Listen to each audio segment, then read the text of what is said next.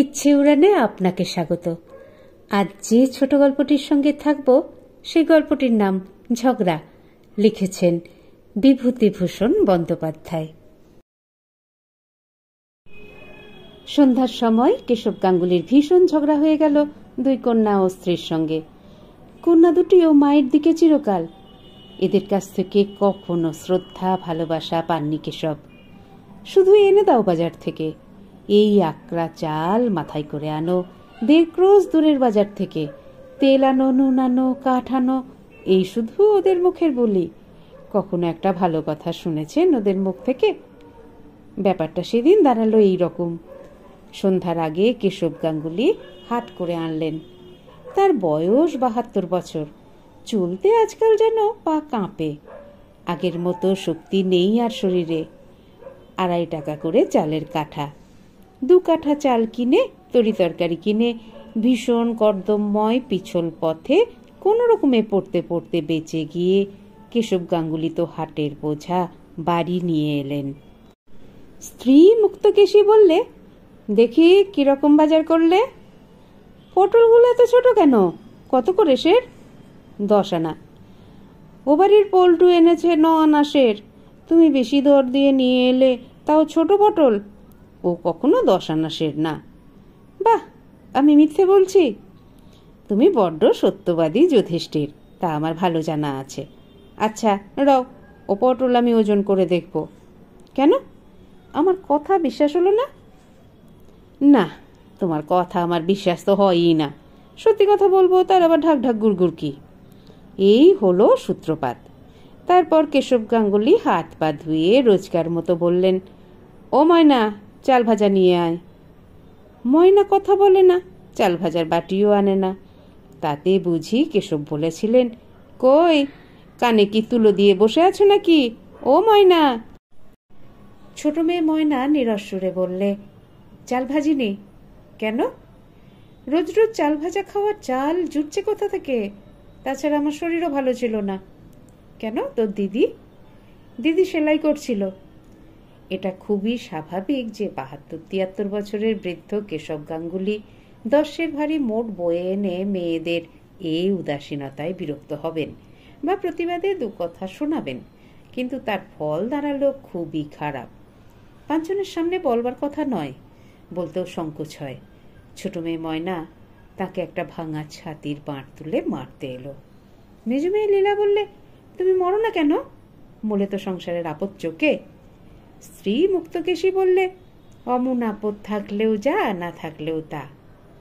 কেশব গাঙ্গুলি রেগে ঘর ছেড়ে বেরিয়ে গিয়ে বললেন, আমি তোদের ভাত আর খাবো না, চললাম। মুক্তকেশী ও ছোট মেয়ে ময়না একসঙ্গে বলে উঠল, যাও না, যাও। ময়না বললে, আর বাড়ি ঢুকো না, মনে থাকে যেন। শুনে বিশ্বাস হবে না জানি, কিন্তু একেবারে নির্জলা সত্যি। আপন মেয়ে বুড়ো বাবাকে ছাতি তুলে মারতে যায়। কেশব গাঙ্গুলি রাত্রে বাইরের ভাঙা চণ্ডী মণ্ডপে শুয়ে রইলেন। কেউ এসে খেতে ডাকলে না, মাও না, মেয়েরাও না। সত্যি কেউ ডাকতে আসবে না এটা কেশব বুঝতে পারেননি, ধারণা করতে পারেননি। তাই ঘটে গেল অবশেষে। না খেয়ে সমস্ত রাত কাটল কেশব গাঙ্গুলির। নিজের পৈতৃক ভিটেতে স্ত্রী ও 2 কন্যা বর্তমানে। উহ, এ কথা ভাবতে পারা যায়? কেশব গাঙ্গুলি সত্যি কখনো ভাবেননি যে তিনি এতটা হেনস্থার পাত্র তাঁর সংসারে।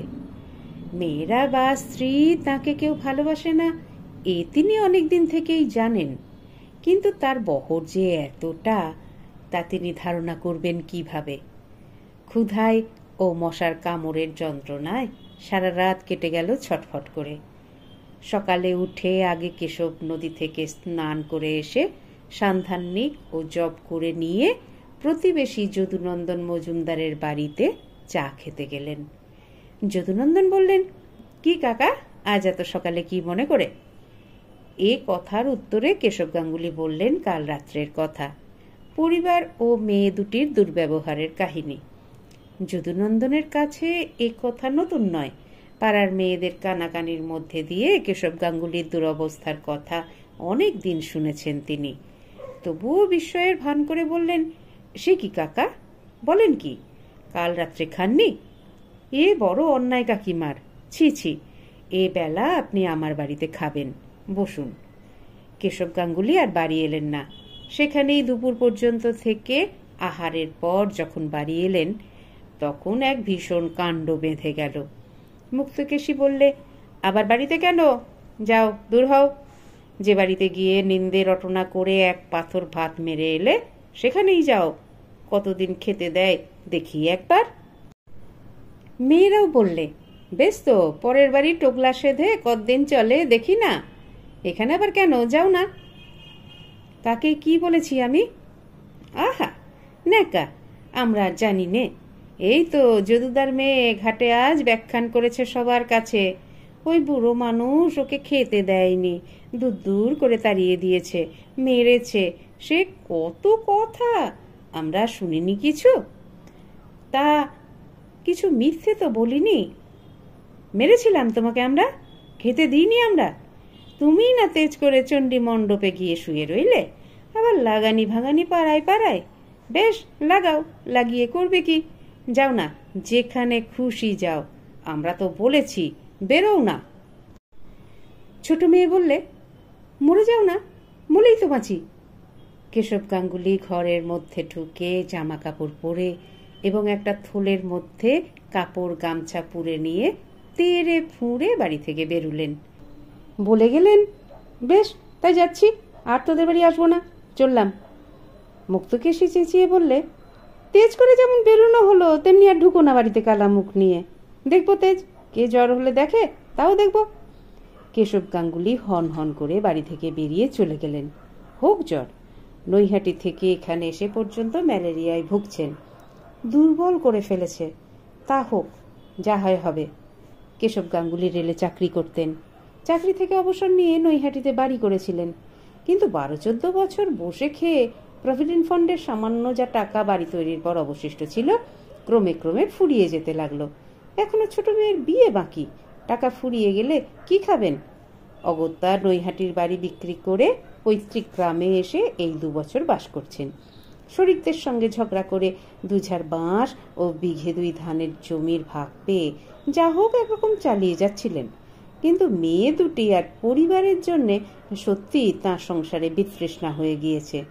মেজ মেয়ের বিয়ে দিয়েছিলেন, কিন্তু স্বামীর চরিত্র ভালো নয়, সে মেয়ে তাঁর কাছেই আছে বিয়ের 2 বছর পর থেকেই, সব দিক থেকেই তাঁর গোলমাল। ভেবেছিলেন ছোট মেয়েটার বিয়ে দিয়ে একরকম নির্ঝঞ্ঝাট হবেন, কিন্তু সংসারে তাঁর দরকার নেই।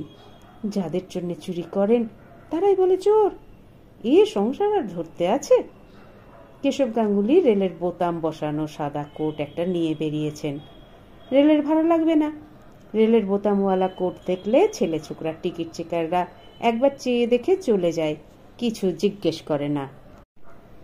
একটি পয়সা তার নিজের হাতে নেই। 1,000 টাকা আছে স্ত্রীর নামে আর 1,000 আছে অবিবাহিত ছোট মেয়ের নামে। যদি তিনি মারা যান মেয়ের বিয়ে দেওয়ার আগেই, কারণ বয়স তার যথেষ্টই হয়েছে, তাই বন্ধু বান্ধবদের পরামর্শে নৈহাটিতে থাকতে বাড়ি বিক্রির টাকা থেকে ছোট মেয়ের নামে টাকাটা রেখেছিলেন। আজ চাইলে কেউ একটা পয়সা তাকে দেবে না, স্ত্রী না মেয়ে। তাই হাটের পয়সা থেকে 2-4 আনা এদিক ওদিক করতেন কেশব গাঙ্গুলি, না করলে চলে না। তার নিজের একটু নস্যি, একটু তামাক, হয়তোবা ইচ্ছে হলো 2 পেয়ালা চা কিনে খেলেন। এই পয়সা আসে কোথা থেকে? মুক্তকেশী এ সন্দেহ আগে থেকেই করেছিল, তাই স্বামী হাট থেকে ফিরলে জিনিসপত্রের ওজন দদ্দস্তুর সম্বন্ধে খুঁটিয়ে খুঁটিয়ে জিজ্ঞাসা করে দাঁড়ি ধরে আলু, পটল, চাল, ডাল ওজন করে নেয়। পাড়ার ছেলেদের জিজ্ঞেস করে, হ্যাঁ রে, আজ হাটে পটল কত করে সের রে? ও নিতাই, আজ হাটে মাছ কত করে? তবুও কেশব গাঙ্গুলিকে সামলানো অত সহজ নয়। 40 বছর তিনি রেলে কাজ করে এসেছেন। মুক্তকেশী যতই কৌশল করুক, যতই সতর্ক হোক, কেশব গাঙ্গুলির ফাঁক ধরতে পারা অত সহজ কাজ বুঝি? পটলের মধ্যে বাসি তাজা নেই, দেখলে হয়তো ঠিক ধরা যায় না, কিন্তু দর বিভিন্ন। মাছের মধ্যেও দরের তারতম্য আছে। কত ধরবে মুক্তকেশী? না করলেই বা কেশব গাঙ্গুলির বাজে খরচ চলে কোথা থেকে? চাইলে স্ত্রীর হাত থেকে পয়সা বার করা শক্ত, ওই নিয়েই তো যত ঝগড়া। কেশব গাঙ্গুলি বাড়ি থেকে বেরিয়ে স্টেশনে এসে পৌঁছলেন বেলা 3টের সময়। কাল হাট থেকে ফিরবার সময় 6 আনা পয়সার হেরফের করেছিলেন। সেই পয়সা পকেটে খুচরো আছে, আর আছে গুপ্তস্থান থেকে সন্তর্পণে বার করা 3 টাকা 7 আনা। এই 3 টাকা 13 আনা ছাড়া জগতে তাঁর বলতে আর কোথাও কিছু নেই। হ্যাঁ, অবশ্যই পকেট ঘড়িটা আছে, সেটাও রেলের জামার বুক পকেটে এনেছেন। বিক্রি করলে 30-40 টাকা হবে। স্টেশনের কাছে একটা জাম গাছের তলায় পাকিস্তানের উদ্বাস্তুদের পানবিড়ির দোকান। পান কিনলেন 2 পয়সার, বিড়িও 2 পয়সার। দেশলাই একটা কত? 4 পয়সা, দাও একটা। পান খেয়ে বিড়ির ধোঁয়া টেনে কেশব গাঙ্গুলির শরীরের কষ্ট খানিকটা দূর হলো। এতক্ষণ চিন্তা করবার মতো অবস্থা তাঁর ছিল না। তিনি আপাতত যাবেন কোথায় সেটা কিছু ঠিক করেননি। না করেই বাড়ি থেকে বেরিয়েছেন অবশ্যই। এখনো ট্রেনের ঘণ্টাখানেক বিলম্ব আছে। যাবেন কোথায়? যেখানে যান, যেতে তো হবে। 3 টাকা 13 আনায় স্বাধীনভাবে খাওয়া কতদিন চলবে? মেয়ের বাড়ি যাবেন। জামাই কাজ করে টিটাগড়ের কাগজের কলে।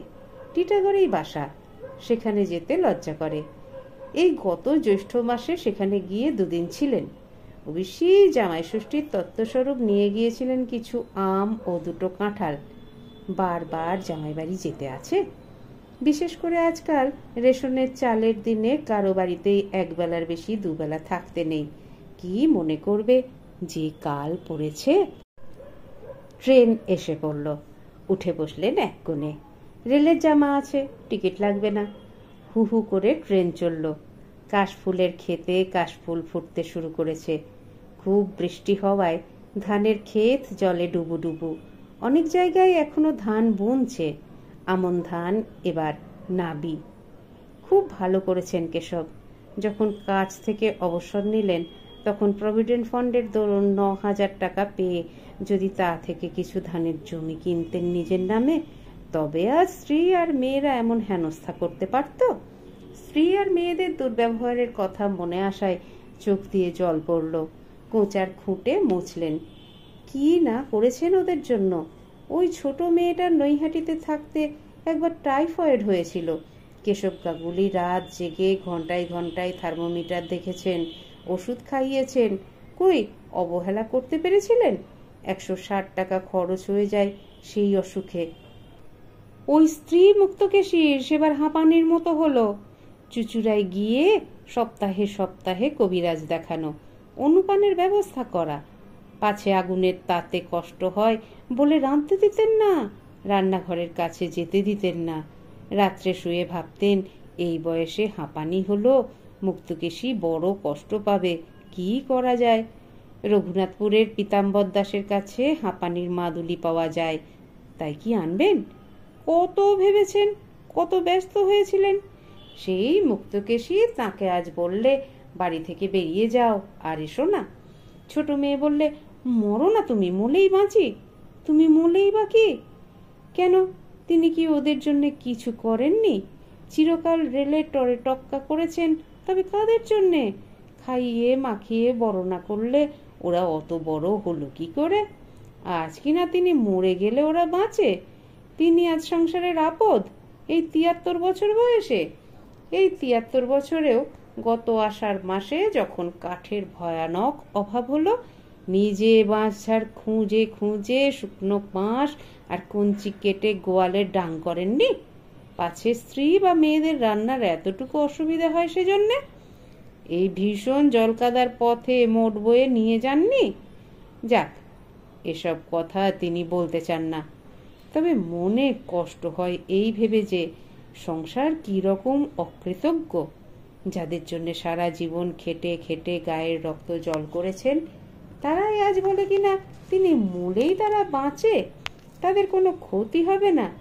কেশব গাঙ্গুলির মনের মধ্যেটা হা হা করে উঠল দুঃখে। চোখে আবার হু হু করে জল এলো। কোঁচার খুঁটে মুছলেন। আজ যদি টিকিট। কেশব গাঙ্গুলি মুখ তুলে চমকে চাইলেন। একটি ছোকরা টিকিট চেকার সামনে এসে দাঁড়িয়েছে। কেশব গাঙ্গুলি বললেন, রেলওয়ে সার্ভেন্ট। ছোকরা চলে গেল। বেশ ছেলেটি, ওই রকম একটি ছেলে যদি আজ তাঁর থাকতো তাহলে ওরা এমন কথা বলার সাহস পেত? সবই অদৃষ্ট। তার ছেলে কি হয়নি? হয়েছিল। তখন তিনি 3 পাহাড় স্টেশনের তারবাবু। ছেলের নাম ছিল শান্টু। প্ল্যাটফর্মে হেলে দুলে চলে বেড়াতো। আজও বেশ মনে আছে, তাকে বলতো, বাবা আমাকে পুরনো টিকিট দেবে? পুরনো টিকিট হাতে পেলেই সে হঠাৎ মুখে শব্দ করে ট্রেন ছেড়ে দিত। তারপর ঝকঝক ঝকঝক ঝকঝক ঝকঝক শব্দ করতে করতে প্ল্যাটফর্মের ধারে ধারে খানিক দূরে মাথা নাড়তে নাড়তে কেমন যেত। টরে টক্কার টেবিলে কাজ করতে করতে তিনি বসে দেখতেন আর হাসতেন। মালকুলি রামদেওকে বলতেন শিশুকে ধরে বাসায় দিয়ে আসতে। শিশু বুঝতে পারত রামদেও তাকে ধরে নিয়ে যেতে আসছে। সে ছোট পায়ে ছুট দিত আর রামদেও পেছনে পেছনে এ খোকা বাবু, এ খোকা বাবু বলে ছুটত। এই দৃশ্য আজও এই এক্ষুনি চোখের সামনে দেখতে পাচ্ছেন কেশব। 1.5 বছর বয়সে শান্টু মারা যায়। আজ 36 বছর আগেকার কথা। তবুও যেন মনে হয় সেই সাহেবগঞ্জ স্টেশনের প্ল্যাটফর্মে বড় ঘোড়া নিম গাছটার ছায়ায় আজও শান্টু সেই রকম ছুটে ছুটে খেলা করে বেড়াচ্ছে। শান্টু থাকলে আজ বোধ হয় এমন কষ্ট কেশব গাঙ্গুলির হতো না। চোখ দিয়ে এবার ঝরঝর করে জল পড়ল। মনের মধ্যে বুকের মধ্যে কি যেন একটা ঠেলে ফুলে ফেঁপে উত্তাল হয়ে উঠল। কেশব জানলা দিয়ে বাইরের দিকে তাকিয়ে রইলেন। একটা রাখাল বালক একটা গরুকে কি নির্দয়ভাবেই না প্রহার করছে। খুব বৃষ্টির জল বেঁধেছে ডোবায় পুকুরে। এক জায়গায় ছোট ছোট ছেলেমেয়েরা গামছা দিয়ে হেঁকে কুঁচো মাছ ধরছে। টেলিগ্রাফের তারে কি একটা পাখি বসে রয়েছে। নৈহাটি। কেশব গাঙ্গুলির চিন্তাসূত্র ছিন্ন হয়ে গেল। তিনি তাড়াতাড়ি গাড়ি থেকে নেমে পড়লেন। সন্ধ্যার আর বিলম্ব নেই। এখানে সাবেক বাসা ছিল। 2-4 জন বন্ধুর সঙ্গে আলাপ আছে।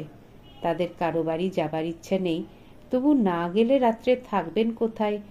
এই অভদ্রা বর্ষাকালে খাবেনই বা কি? রমাপতির বাড়ি যাবেন। রমাপতি কুণ্ডুর বড় গোলাদারি দোকান ও রেস্টুরেন্ট। নাম দি কমলাপতি মডার্ন রেস্টুরেন্ট। রমাপতির বড় ছেলের নাম কমলাপতি। তার ছেলে শান্তি ওই রেস্টুরেন্টে বসে। খুব বিক্রি। 4-5টা ছোকরা চা খাবার দিতে দিতে হিমশিম খেয়ে যাচ্ছে। শান্তি তাকে দেখে বললে, এই যে দাদু, আসুন। দেশ থেকে? ভালো সব? ওরে ভালো করে গরম জলে ধুয়ে 1 কাপ চা দে দাদুকে। আর কি খাবেন? একটা চপ দেবে? ভালো চপ আছে। না, টোস্ট দিক? তবে থাক।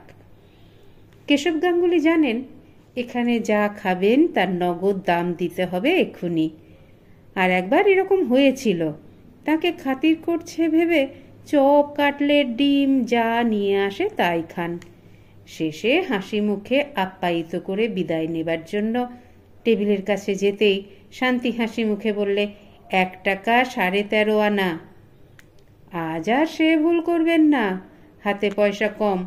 চায়ের 6 পয়সা দাম দিয়ে কিছুক্ষণ বসে রইলেন। শান্তিকে বললেন, তোমার বাবা ভালো? তোমার দাদু বাড়িতে আছেন? আগে হ্যাঁ। একবার যাব দেখা করতে। যান না, এখন বৈঠকখানাতেই বসে আছেন। আর শশী কাকা আছেন। আচ্ছা আসি। কেশব গাঙ্গুলির মনটা খারাপ হয়ে গেল। ব্যবসাদারের চক্ষু লজ্জা নেই। সংসার বড় কঠিন জায়গা। তবুও রমাপতির বাড়িতেই গেলেন। রমাপতি কুণ্ডু তাঁর সমবয়সী। তাকে দেখে খুশি হলো। যত্ন করলে খুব। রাত্রে লুচি তরকারি মিষ্টি খাওয়ালে। ভালো গদি পাতা নেটের মশারি খাটানো বিছানায় শুয়ে কেশব মশারির চালের দিকে চেয়ে দীর্ঘ নিঃশ্বাস ফেললেন। পরের এমন সুন্দর বিছানাতে কদিন তিনি শোবেন? তাঁর আশ্রয়স্থল তো হলো বৃক্ষতল। এরা না হয় আজ রাত্রেই খাতির করে আশ্রয় দিয়েছে। কেন অপরের অদৃষ্টে এত সুখ থাকে আর তাঁর অদৃষ্টে এমন ধারা? এই তো রমাপতিকে দেখলেন, তার নাতনিরা কত যত্নে বাতাস করতে লাগলো খাওয়ার সময়। খাওয়ার পর বড় নাতনি তেল মালিশ করলো দাদুর পায়ে। পুত্রবধূরা বাবা বলতে অজ্ঞান। সেটা হয়তো পয়সাওয়ালা বলে। রমাপতির নামেই ব্যবসা, লক্ষপতি লোক। আজ তাঁর হাতে যদি পয়সা থাকতো তবে কি মেয়েরা তাকে অমন কথা বলতে সাহস করত? তিনি নিঃস্ব, কাজেই তাকে হেনস্থা করে। পয়সা এমন জিনিস। কত কি ভাবতে ভাবতে কেশবের ঘুম এলো। একটা বড় ব্যথার জায়গা খচখচ করে। যখন তিনি চলে যাচ্ছেন বাড়ি থেকে বেরিয়ে, তখন মেয়েরা কেন দৌড়ে এসে পথ আটকালে না? স্ত্রী কেন ছুটে এলো না? সব মিথ্যে, সব ভুয়ো, সব স্বার্থের দাস। দয়া, মায়া, স্নেহ, মমতা পৃথিবীতে নেই। রমাপতি কুণ্ডু লক্ষপতি, তাই আজ নাতি নাতনি তার পায়ে তেল মালিশ করে, পুত্রবধূরা দুধের বাটি মুখে ধরে। যদি তাঁর টাকা থাকতো তাঁর আদরও ওই রকমই হতো। সকালে উঠে রমাপতি কুণ্ডু বললেন, গঙ্গা স্নান করবেন না গাঙ্গুলি মশাই? গঙ্গাহীন দেশে থাকেন, গঙ্গা স্নানটা করলে ভালো হতো। দুজনে গঙ্গা স্নান করে এলেন। তারপর রমাপতির ছোট নাতনি তাদের দুজনের জন্য শ্বেত পাথরের রেকাবিতে কাটা পেঁপে, কলা, নাশপাতির টুকরো আর সন্দেশ, রসগোল্লা ও চমচম নিয়ে এলো। কেশব গাঙ্গুলিকে বললে, দাদু, আপনার রান্নার জোগাড় কি এক্ষুনি করে দেব, না একটু দেরি হবে? অর্থাৎ এরা গন্ধ বণিক, ভাত রেঁধে দেবে না ব্রাহ্মণের পাতে। রাত্রে লুচি খাওয়াতে পারে, কিন্তু দিনে ভাত রেঁধে খেতে হবে। কেশব বললে, আমি চলে যাব আজ দিদি। রমাপতি কুণ্ডু বললে, সে কি কথা গাঙ্গুলি মশাই, আজ ওবেলা আপনাকে নিয়ে হরিসভায় ভাগবত পাঠ শুনতে যাব ঠিক করে রেখেছি। রমাপতির নাতনি টুনিও বললে, আজ যাবেন কি দাদু? আজ আমরা ওবেলা তালের ফুলুরি, তালের ক্ষীর করব, আর আপনি আজ চলে যাবেন?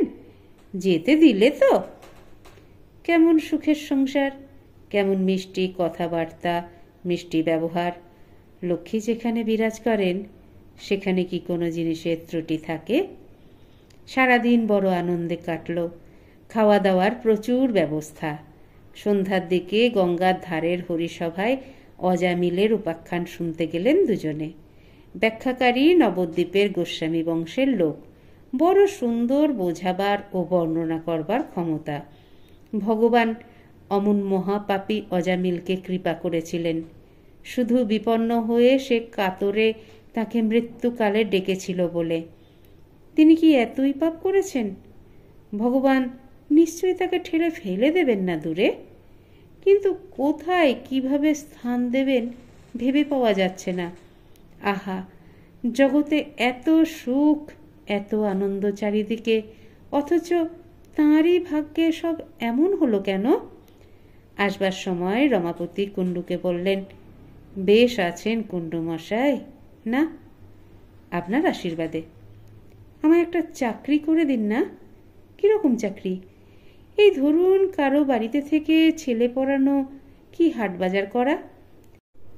পাগল, আমাদের এই বয়সে কি পরের চাকরি করা চলে দাদা? কেন, চিরকাল চাকরি করে এসে বুঝি বাড়িতে থাকতে ভালো লাগছে না? তা হোক, বাড়ি বসে ভগবানের নাম করুন গে। না, বোঝাতে পারলেন না। সব কথা বলা যায় না। কাল এখান থেকে চলে যেতেই হবে। রাত্রে আবার সেই লুচি, মাছ, মিষ্টি, দুধ। কি খাওয়া দাওয়া এ বাড়ির! কি সব আটপৌরে শাড়ি পরেছে মেয়েরা, বিদ্যুতের আলো, পাখা, কত সুখে এরা আছে। কেমন খাওয়া দাওয়া! মুক্তকেশীকে মেয়েদের কি যত্নে রেখেছেন তিনি। চিরকাল রেলের ঘুপচি বাসায় বাস করে এসেছে। এখন দেশে গিয়ে দুবেলা ধান সেদ্ধ করতে হয়, খাড়ে কেচে কাপড় পরতে হয়। থোর আর এঁচড়ের তরকারি ছাড়া মাছ মাংস হয় মাসে কদিন। হাতে পয়সা কোথায়? কোনো ভালো জিনিস দিতে পারেন না ওদের মুখে আজকালকার বাজারে। লুচি ছিঁড়তে গিয়ে কেশব গাঙ্গুলির চোখে জল এলো। মাছের মুড়ো, কতকাল মাছের মুড়ো খাননি, ওদের খেতে দিতে পারেননি। কি সুখে রেখেছেন ওদের। টুনি বলল, চমচম দুটোই খেয়ে ফেলুন দাদু, গরম লুচি নিয়ে আসি। পরদিন সকালে রমাপতি কুণ্ডুর বাড়ি থেকে চলে গেলেন কেশব।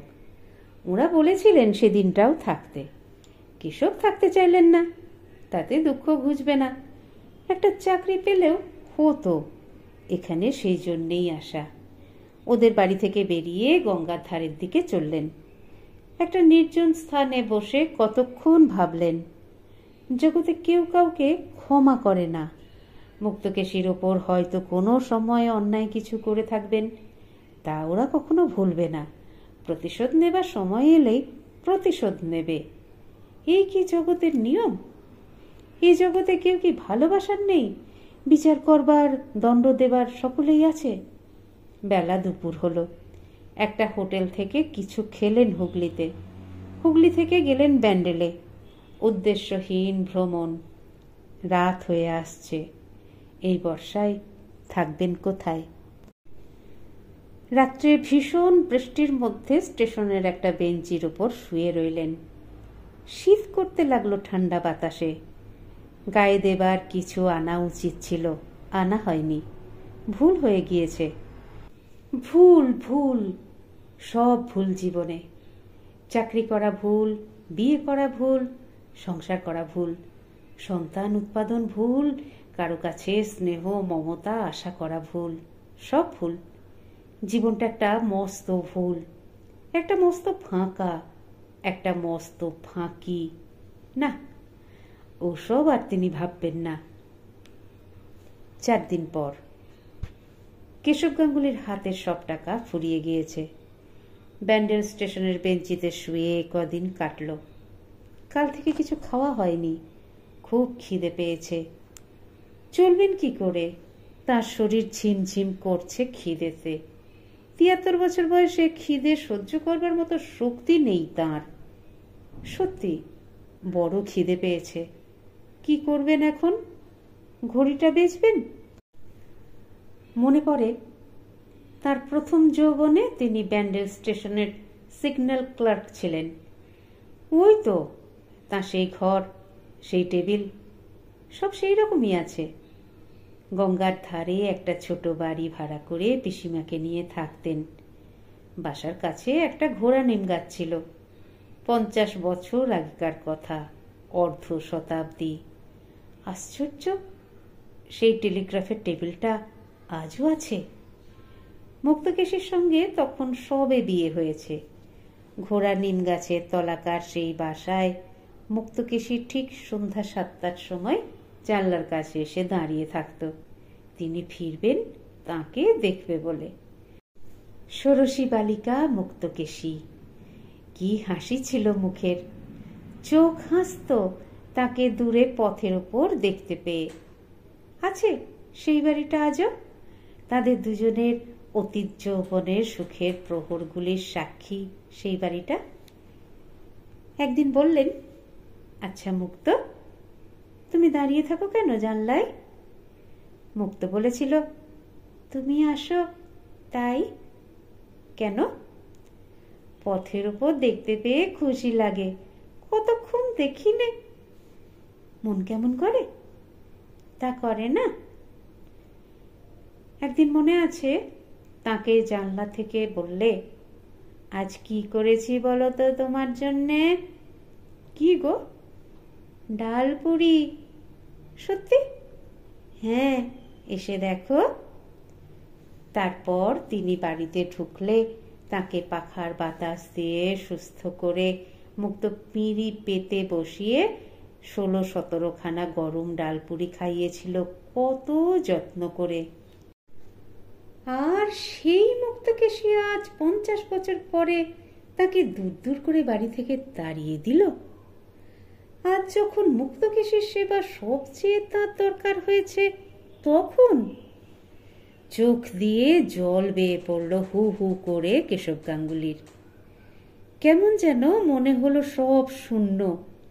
ওই আকাশের নিরালা মেঘগুলির মতোই তার মন শূন্য, জীবন শূন্য, নিরালা নিরবলম্বন। পৃথিবীতে কেউ তার কোথাও নেই। 50 বছর আগের সেই ষোড়শী রূপসী মুক্তকেশীকে আজ আর কোথাও খুঁজে পাওয়া যাবে না।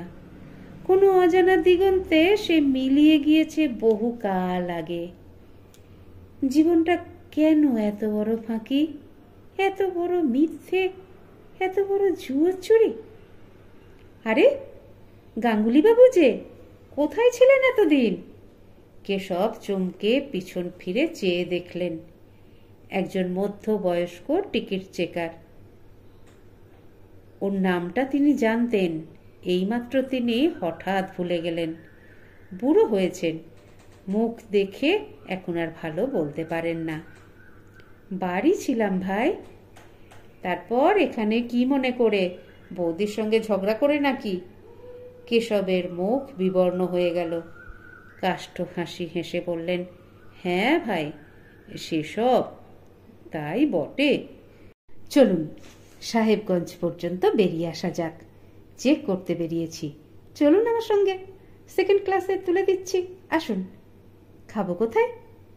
আপনি খাননি এখনো? বর্ধমানে খাওয়াবো, চলুন। জিনিসপত্র কিছু আছে? কিছু না, তবে চলুন। এক্সপ্রেস এসে পড়ল। বর্ধমানের ক্রুদের ঘর থেকে সঙ্গী লোকটির জন্য ভাত তরকারি এলো। রাত তখন 7:30। দুজনে ভাগ করে খেলেন।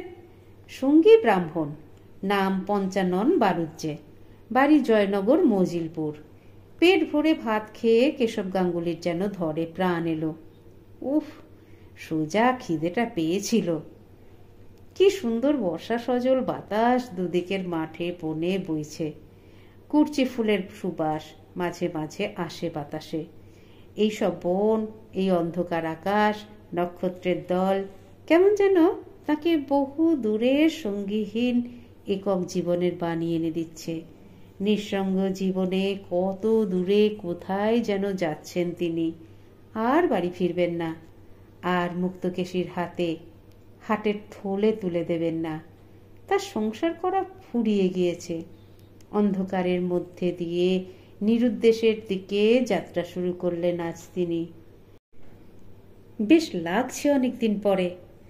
গত 1 বছর শুধু মাথায় মোট করে হাটে ঘুরেছেন, বাজার করেছেন, মাথার ঘাম পায়ে ফেলে রেশনের আটা, চিনি, কেরোসিন তেল এনেছেন যাদের জন্যে, তারা আজ এই 73 বছর বয়সে তাঁকে পারলে ঘরের বার করে দিতে? পয়সা তাঁর দরকার নেই, পয়সা সব মুক্তকেশীর হাতে থাকুক, তাঁর পয়সাকেই ওদের দরকার, তাকে নয় তো। বেশ, পয়সাই রইল, চললেন তিনি। সাঁইথিয়া। অনেক রাত হয়েছে, এবার একটু ঘুমুলে হতো না? সারাদিন টোটো করে বেরিয়েছেন ব্যান্ডেলে। এই সাঁইথিয়াতে একবার তিনি রিলিফে এসেছিলেন, মনে আছে, বহুকাল আগে। তখন মুক্ত বলে দিয়েছিল, রোজ 1খানা করে চিঠি দিও। 8খানা পোস্টকার্ড সঙ্গে দিয়ে দিয়েছিল। হঠাৎ মনে পড়ে গেল কথাটা। সাঁইথিয়াতে তখন বিধুভূষণ রায় ছিলেন স্টেশন মাস্টার। তার বাড়িতেই খাওয়া দাওয়া হতো। বিধুবাবুর ছেলে সদানন্দ তার চেয়ে কিছু ছোট। সদানন্দ ও তিনি একসঙ্গে তাস খেলতেন কাছাকাছি একজন ভদ্রলোকের বাইরের ঘরে বসে। একবার একটা পাকা কাঁঠাল বিধুবাবু নামিয়ে নিলেন গার্ডের গাড়ি থেকে। কাঁঠালটা আধ পচা। সদানন্দ বললে, দাদা, মা বলেছেন ক্ষীর কাঁঠাল খাবেন ওবেলা। কেশব বললেন, দূর, ওর বিচি ছাড়া আর কিছু পাওয়া যাবে না। আমি বলছি পাওয়া যাবে, কখনো না। বাজি, কি বলো? বৌদিদিকে 3বার চিঠি দিতে পারবেন না দাদা? অত কি টেবিলে বসে লেখেন? খুদে খুদে লেখাতে 1খানা পোস্টকার্ডে 1খানা খামের কাজ করে নেন। ফেলবেন বাজি? রাজি হননি কেশব। মুক্তকে চিঠি না দিয়ে থাকা অসম্ভব। সে একা সেই ব্যান্ডেলের সেই ছোট্ট বাসাতে বসে তার জন্য দিন গুনছে। রোজ ঘোড়া নিম গাছটার তলায় পিয়নের আবির্ভাবের অপেক্ষায় বসে থাকে খাওয়া দাওয়ার পর জানলাটিতে। তাকেই 3 দিন চিঠি না দিয়ে বঞ্চিত করতে পারবেন না, তা কখনোই হয় না। সেসব দিন কি খুব দূরে চলে গিয়েছে? বড্ড পেছনে ফেলে এসেছেন কি? স্বপ্নের মতো মনে হলো। আবছায়া আবছায়া সব মিলে একাকার হয়ে যাচ্ছে। মুক্তকেশী, শান্ট, ব্যান্ডেল, তিন পাহাড়, প্রথম যৌবন, ৭৩ বছরের বার্ধক্য, স্বপ্ন। কাঁদছেন নাকি আবার তিনি? তাই তো, কোটের গলার কাছটাই ভিজে। না, কাঁদবার কি আছে, বুড়ো বয়সে চোখ পানসে হয়ে যায়। কাঁদবেন কেন তিনি? গাঙ্গুলি বাবু ঘুমোলেন? অমনভাবে শুয়ে কেন? শরীর খারাপ হয়নি তো? পঞ্চানন চক্রবর্তী চলন্ত গাড়ির দরজা খুলে ঢুকল। সাঁইথিয়া থেকে এই মাত্র ট্রেন ছেড়েছে। কেশব যেন চমকে উঠলেন, বললেন, না তো, একটু চা খেয়ে নিন আগের স্টেশনে। এত রাত্রে চা? পাগল হয়েছ ভায়া? আমি চা খাই না এত রাত্রিরে, তুমি খাও। ঘুমোবে না? আরো গোটা কতক স্টেশন পার হয়ে যাক, এখন না, আপনি ঘুমিয়ে পড়ুন। পঞ্চানন চক্রবর্তী চলে গেল। গাড়ি ঝড়ের বেগে চলেছে। বাইরে এক পশলা বৃষ্টি হচ্ছে বেশ জোরে। ঠান্ডা হওয়ার সঙ্গে সঙ্গে বৃষ্টির ছাট আসছে জানলা দিয়ে কামরার মধ্যে। কি একটা ফুলের সুগন্ধ এলো এক ঝলক। আহ, কি সুন্দর আরাম! ঘুমিয়ে আরাম আছে এমন জায়গায়। বুকের মধ্যে কেমন করছে কেন কে জানে। নির্জন গাড়ি। তিন পাহাড়ে কত রাত্রে গাড়ি পৌঁছবে? বিয়ের ২-৩ বছর পরে তিন পাহাড়ে ছিলেন তিনি মুক্তকে নিয়ে, শান্টুকে নিয়ে। সেই সময়ের কথা কখনো ভুলবেন না তিনি। ব্যান্ডেল আর তিন পাহাড়, জীবনে এই দুই স্বর্গ। দুটি স্বর্গের দুটি অমর কাহিনী তাঁর বুকে লেখা রয়েছে। পঞ্চানন ঘুমিয়ে পড়লে তিন পাহাড়ে তিনি নেমে পড়বেন। তিন পাহাড়ে এই বর্ষাকাল কাটে সেবার। একটা কি পাহাড়ের ওপর কি ঠাকুর ছিলেন, মুক্ত ও তিনি দেখতে গিয়েছিলেন। মুক্ত বললে, খাবে কি? পাহাড়ের নিচে চড়ুই ভাতি করব। রান্না করতে করতে বৃষ্টি এলো। একটা পাকুড় গাছের তলায় রান্না হচ্ছিল। স্টেশন মাস্টার ছিলেন শশীপদ সামন্ত, মেদিনীপুরে বাড়ি। তার দুই ছেলে ননি ও হাবু ছিল সঙ্গে। হাবু কাঠ ভেঙে নিয়ে এলো পাহাড়ের ওপর থেকে। মুক্ত খিচুড়ি রাঁধতে গিয়ে ধরিয়ে ফেললে। তাই নিয়ে কি হাসাহাসি! পাকুড় গাছের গুড়ির আড়ালে দাঁড়িয়ে মুক্ত চোখ পাকিয়ে বললে, তুমি খাবে না? কে বলেছে? ননি হাবু বলেছে। বাজে কথা। চমৎকার চড়ুই ভাতি। খেয়ে বলতে পারবে না যে খিচুড়ি এঁটে গিয়েছে। না গো, বলবো না, দিয়েই দেখো। মুক্ত হি হি করে হেসে উঠে বললে, ও পেটুকের পাল্লায় পড়লে খিচুড়ির হাঁড়ি কাবার হবে, তা বুঝতে পারছি। বসো, বসে যাও। ভালো সরের ঘি এনেছি খিচুড়ি দিয়ে খাবে বলে, কিন্তু সত্যি ধরে গেল বলে মনটা খারাপ হয়ে গিয়েছে। পাগল, দিয়েই দেখো না। মন খারাপ করতে হবে সেজন্যে নয়, আরো বেশি করে রাঁধুনি কেন সেই জন্যে। বেশ, খাও না, আবার না হয় চড়িয়ে দেব। মনে আছে সেই পাহাড়ের ওধারে কোথায় ছিল কদম ফুলের গাছ? ননি প্রথমে নিয়ে এলো এক গুচ্ছ। মুক্ত বললে, বাহ, চমৎকার, খোঁপায় গুঁজব। তারপর চুপি চুপি বললে, কিন্তু সে ফুল তোমায় নিজের হাতে তুলে এনে দিতে হবে। ঠিক এনে দেব, খাওয়া হয়ে যাক, যাবার সময়ে নিয়ে আসব।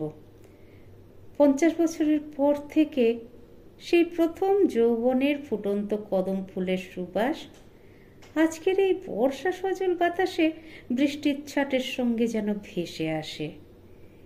সে বর্ষা দিনের সুন্দর অপরাহ্নটি, পাহাড়ের নিচের সেই পাকুড় গাছটি আজ স্বপ্ন হয়ে গিয়েছে। সে মুক্তকেশীও কখন যেন মুক্ত এসে ওর শিয়রে দাঁড়ালো। সপ্তদশী তরুণী সুন্দরী মুক্তকেশী। হাসিতে মুক্তর মতো দাঁতগুলি ঝকঝক করছে যেন। স্নেহ ভরে মাথার চুলে হাত বুলিয়ে বললে, তুমি কদম ফুল এনে দেবে তো? তুমি এনে দিলে আমি খোঁপায় পড়ব, ভুলো না যেন, ভুলো না। তারপর আবার চোখ নিচু করে বলছে, রোজ একখানা করে চিঠি দিতে হবে, কিন্তু আমি থাকতে পারবো না। সত্যি বলো, আমাকে ছুঁয়ে দেবে তো? পরক্ষণেই বিরল দন্তি পক্ককেশী বৃদ্ধা মুক্তকেশী হাঁটুর ওপর গামছা পরে তাকে ঝাঁটা উঁচিয়ে মারমুখী হয়ে বলছে, বেরো বেরো, আপদ, দূর হ বাড়ি থেকে, মূলেই বাঁচি, মরণ হবে কবে তোমার? জম নেয় না কেন? ঘুমের মধ্যেও চমকে উঠলেন কেশব। মস্ত একটা ঝাঁকুনি লাগলো গাড়িটায়। অনেক রাতে 3 পাহাড় স্টেশনে এসে গাড়ি দাঁড়ালে তিনি নেমে পড়লেন।